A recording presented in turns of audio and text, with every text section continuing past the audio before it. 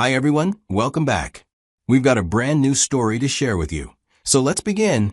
There are moments in a marriage when you realize that the person you thought you knew, the person you pledged to build a life with, has priorities that don't include you. For me, that realization came not during an argument or a moment of infidelity, but when I found myself locked out of my own house, standing on the porch with my belongings in garbage bags, because I had dared to suggest that my wife's adult brother should contribute something to the household he had been living in for free for months. Amanda and I had been married for 8 years when we had this issue, and I'll be honest, our marriage was already showing cracks that probably should have been addressed years earlier. We weren't in crisis, exactly, but we weren't thriving either. We had fallen into the kind of routine that many couples experience after the initial excitement wears off, where daily life becomes more about managing responsibilities than nurturing the relationship that brought you together in the first place. The small arguments had become more frequent over the past 2 years. Disagreements about money, household chores, how to spend weekends, and whose turn it was to deal with various family obligations. But these minor conflicts felt heavier than they should have, weighted down by an underlying tension that neither of us seemed able to address directly. We had stopped having the kind of conversations that resolve issues and instead settled into a pattern of surface-level politeness punctuated by occasional irritation. Our physical intimacy had also declined significantly. What used to be natural and frequent had become sporadic, like another item on a to-do list rather than an expression of genuine connection. We still shared a bed, still went through the motions of being affectionate, but there was a distance between us that felt more pronounced with each passing month. I had started to feel like Amanda wasn't really hearing me when I spoke. It wasn't that she was openly disrespectful, but rather that she seemed to approach our relationship as if my role was to support her decisions rather than to be an equal partner in making them. This dynamic had been building slowly, and I hadn't fully recognized how much it was affecting my sense of connection to our marriage. Into this already fragile situation, we had Tyler, Amanda's younger brother, come into the mix. At 28, Tyler had never held a steady job for more than 6 months, had a history of impulsive decisions and financial irresponsibility, and seemed to view family members as a safety net rather than relationships that required mutual respect and consideration. Tyler showed up at our door on a rainy Thursday evening, carrying 2 duffel bags and wearing the expression of someone who expected to be rescued. He explained to Amanda that he had lost his job at a warehouse, broken up with his girlfriend of 3 months, and been asked to leave the apartment they had shared. He needed somewhere to stay while he figured out his next steps, just for a few weeks, until he could get back on his feet. Amanda immediately invited him to stay in our guest room, and when she looked at me for confirmation, I could see in her eyes that this wasn't really a discussion. Tyler was family, and family helped family. That was simply how things worked in Amanda's worldview. I didn't love the idea, given Tyler's track record and the current state of our marriage, but I also didn't want to be the kind of person who turned away someone in genuine need. I agreed to let Tyler stay temporarily, emphasizing the word temporarily, and suggesting that we should establish some basic expectations about his contributions to the household and his timeline for finding new employment. Amanda nodded along with these suggestions, but I could tell she thought I was being unnecessarily harsh about someone who was already dealing with enough stress and disappointment. The first week of Tyler's stay was relatively uneventful. He spent most of his time in the guest room or on our couch, claiming to be applying for jobs online and recovering from the emotional drain of his recent setbacks. Amanda was attentive and sympathetic, bringing him meals, doing his laundry, and engaging in long conversations about his plans for the future. I tried to be supportive while maintaining some emotional distance, reminding myself that this was a temporary situation. By the second week, a pattern was beginning to emerge that made me uncomfortable. Tyler would sleep until I was off to work, spend the afternoon watching television or playing video games on his phone, and then be most active in the evening when Amanda came home from work. He would greet her enthusiastically, share stories about his day that seemed to involve very little actual job searching, and engage her in conversations that often lasted until bedtime. I started noticing that our grocery bills were increasing significantly. Tyler had a healthy appetite and expensive tastes, preferring brand-name products and specialty items that we normally bought only occasionally.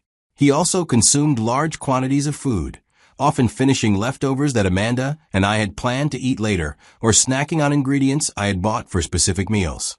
The utility bills were also rising. Tyler kept the guest room warm, took long showers, and left lights on throughout the house. He had installed several apps on our smart TV and was streaming content constantly, which was affecting our internet speed and monthly data usage. These weren't enormous expenses individually, but they added up to several $100s a month that we hadn't budgeted for. When I mentioned these increased costs to Amanda, she brushed off my concerns, suggesting that we could afford the temporary expense, and that it was more important to help her brother during a difficult time than to worry about a few extra dollars on utility bills. She reminded me that Tyler had always been generous when he had money, and that families support each other through tough periods without keeping score. I tried addressing the situation with Tyler directly, asking casual questions about his job search and whether he had any promising leads.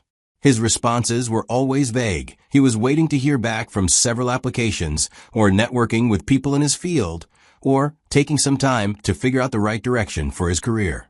When I offered to help him review his resume or connect him with people in my professional network, he thanked me but never followed up on these offers. After a month of this routine, I decided to have a more direct conversation with Tyler about his plans and timeline. I found him in the living room one Saturday afternoon, watching a movie on our television while eating lunch that consisted of expensive deli meat and cheese I had bought for our dinners that week. I asked him how the job search was going and whether he had any specific prospects that might lead to employment soon. Tyler gave me the same vague responses he always did, but this time I pressed for details. Had he actually submitted applications? Did he have interviews scheduled? What was his realistic timeline for becoming self-sufficient again? Tyler became defensive, suggesting that I didn't understand how competitive the job market was, and that rushing into the wrong position would be worse than taking time to find the right opportunity. He implied that my series of questions were stressing him out and potentially hindering his ability to present himself well to potential employers. That evening, I asked Amanda to sit down with me for a serious conversation about Tyler's situation. I explained that I had been patient and supportive, but that Tyler didn't seem to be making genuine efforts toward independence. I pointed out the increased expenses, the lack of concrete progress in his job search, and the fact that a few weeks had turned into more than a month with no clear end in sight. Amanda's response was to defend Tyler and minimize my concerns. She insisted that he was trying his best in a difficult situation, that job searching was stressful and time-consuming, and that it was unreasonable for me to expect immediate results.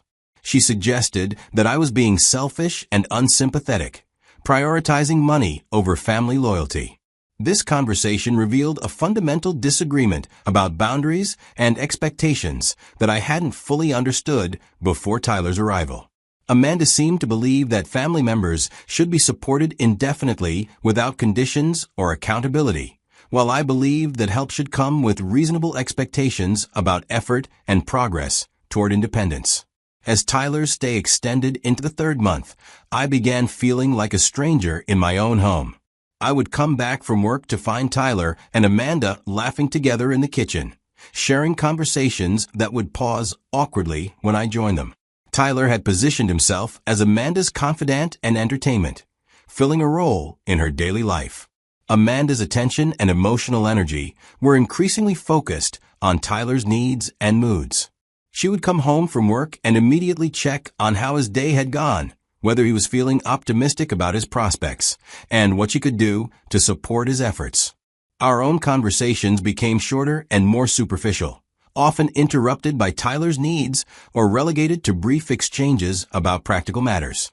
I started to understand that Tyler wasn't just freeloading financially. He was also monopolizing Amanda's emotional availability in a way that left little space for our marriage.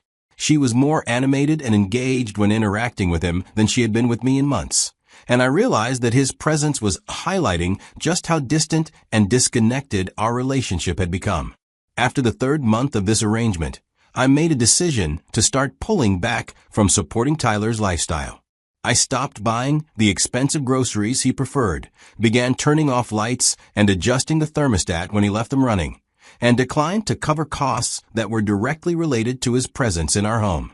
I didn't announce these changes, but I also didn't go out of my way to hide them. Tyler noticed these changes quickly and began making comments about the reduced availability of his preferred foods and the less comfortable temperature settings in the house. Amanda also noticed and asked me about it, leading to several tense conversations where I explained that I was willing to provide basic shelter, but not to subsidize Tyler's lifestyle indefinitely. The confrontation came on a Tuesday afternoon in early June. I had just returned from a particularly long day at work when Tyler approached me in our kitchen, where I was preparing dinner. Tyler asked me directly why I had stopped covering his personal expenses and why I seemed to be making his stay uncomfortable. He pointed out that Amanda had told him he was welcome in our home, and he couldn't understand why I was treating him like an unwelcome guest rather than family. I responded as calmly as I could, explaining that at 28 years old, he was capable of contributing to his own living expenses, and that I expected him to start taking responsibility for his personal costs immediately. I told him that I had been patient and supportive for months, but that my patience had limits, and those limits had been reached. Tyler's reaction was immediate and angry. He accused me of being controlling and unwelcoming, suggested that I was trying to come between him and his sister, and implied that Amanda deserved better than a husband who was unwilling to help family members in need. He said he was going to tell Amanda about our conversation and let her know how I had treated him. I told Tyler that he was free to discuss our conversation with anyone he wanted, but that my position wasn't going to change. He was an adult, and if he wanted to continue living in our home, he needed to start acting like an adult by contributing financially and making genuine progress toward independence. That evening, Tyler had his conversation with Amanda, presenting his version of our discussion in a way that made me sound unreasonable and hostile. Amanda was upset when she approached me about the situation, accusing me of being cruel to her brother during an already difficult time in his life. I tried to explain my perspective, pointing out that Tyler had been living in our home for months without contributing financially or making serious efforts toward employment. I reminded Amanda that we had originally agreed to help him temporarily, and that the temporary had stretched far beyond any reasonable timeline. Amanda dismissed my concerns and told me that I needed to be more understanding and patient. She said that family came first, and that Tyler needed our support more than we needed the small amount of money his presence was costing us. She made it clear that she expected me to apologize to Tyler and return to covering his expenses without complaint. This conversation ended with both of us frustrated and angry, and I realized that Amanda had fundamentally chosen Tyler's comfort over my concerns about our marriage and household.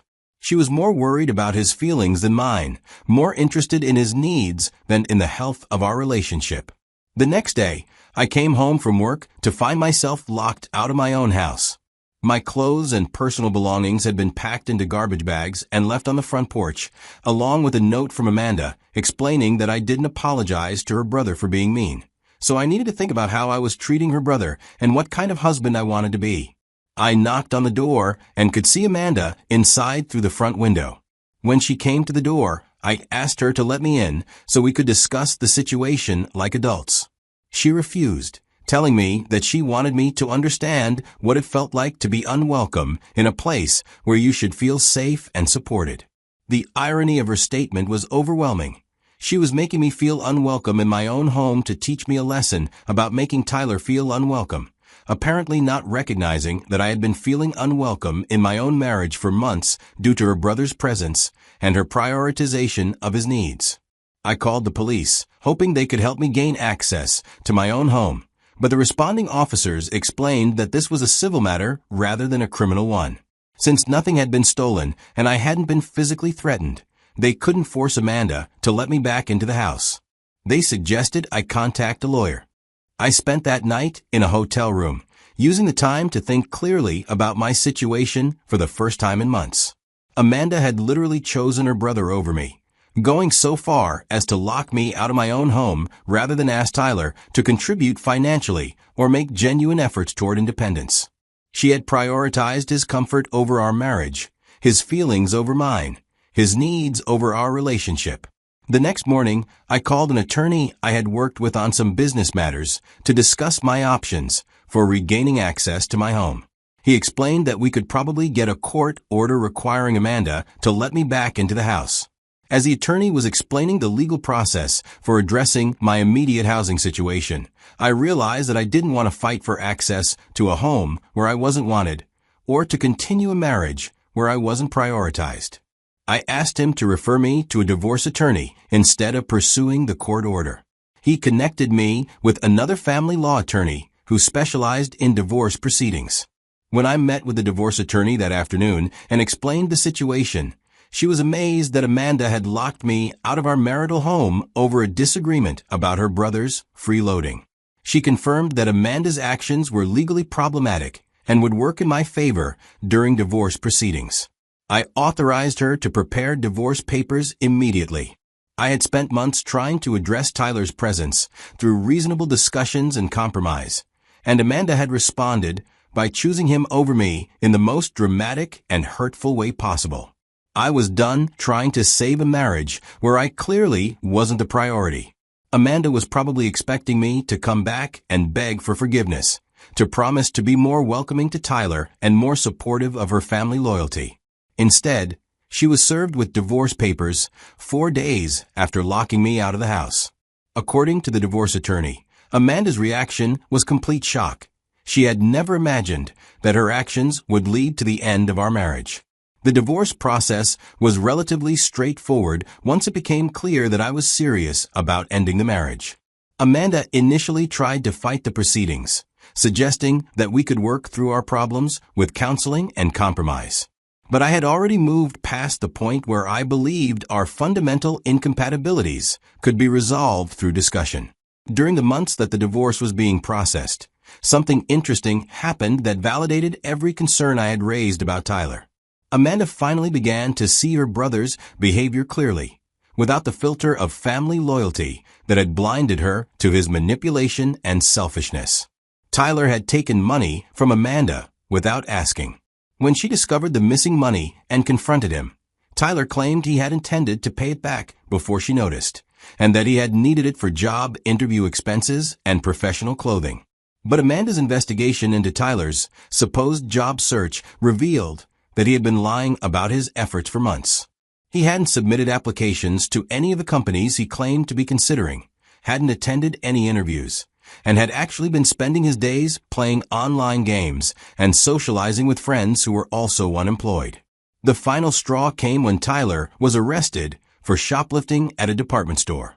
Amanda had to post bail for him, using more of her savings to cover legal fees for a brother who had been lying to her about every aspect of his situation.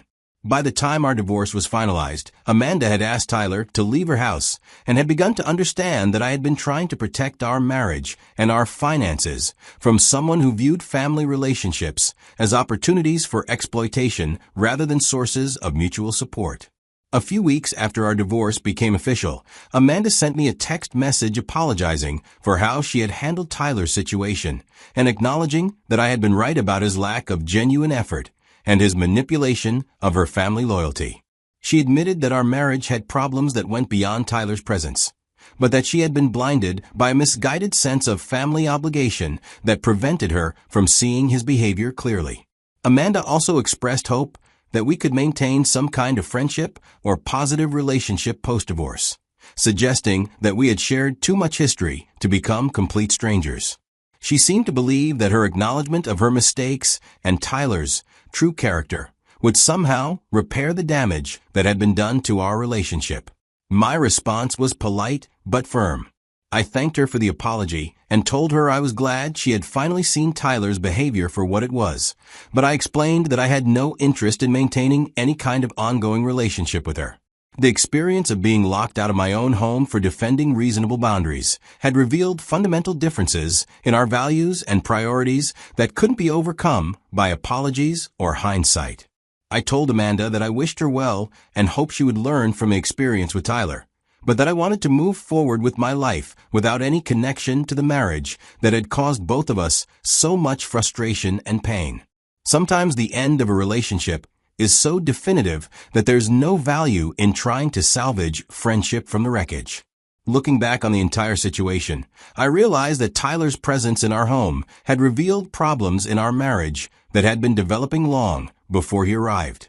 Amanda's willingness to prioritize his comfort over my concerns, her dismissal of my perspective on reasonable boundaries, and her ultimate choice to lock me out rather than have difficult conversations with her brother were symptoms of deeper issues in how we communicated and made decisions together. But Tyler's behavior had also accelerated the end of our marriage by creating a crisis that forced both of us to show our true priorities.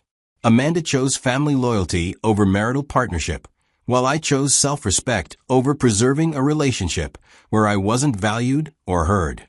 In the end, her gesture of locking me out had actually freed me from a marriage that wasn't working for either of us. The experience taught me valuable lessons about the importance of establishing and maintaining boundaries, even with family members, and about the necessity of choosing a life partner who shares your fundamental values about responsibility, accountability, and mutual respect. Sometimes the most difficult situations reveal exactly who people really are, and that knowledge, however painful, is ultimately liberating. Amanda learned her own lessons about the difference between helping family members and enabling their destructive behavior, though those lessons came at the cost of our marriage and her financial security. Tyler eventually moved on to exploit other family members and friends, leaving behind a trail of damaged relationships and unpaid debts that followed him wherever his impulsive decisions took him next. As for me, I built a new life that prioritized honesty, personal responsibility, and relationships based on mutual respect rather than obligation or manipulation. The night I spent locked out of my own home was the beginning of a journey toward a much more authentic and satisfying way of living, even though it took months to recognize the experience as a liberation rather than a loss.